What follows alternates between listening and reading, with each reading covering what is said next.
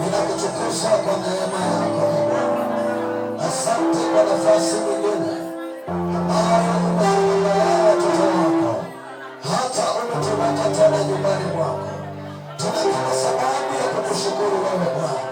Asante kwa kila mmoja ambaye umepatia nafasi hii kubwa ya kuweza kuingia kwenye malango yako e Bwana, kwenye nyumba yako e Bwana, ya kuweza kufika mahali hapa e Bwana.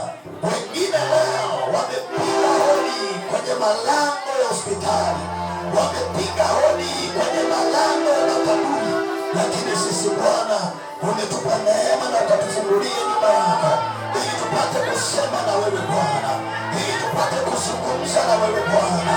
Asante Yesu wa neema.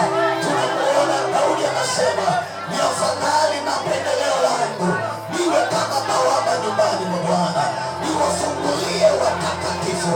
Yesu wa neema, tunakushukuru kwa sababu umetupatia neema na kibali na nafasi kubwa ya kuwepo nyumbani mwako siku ya leo, katika jina la Yesu.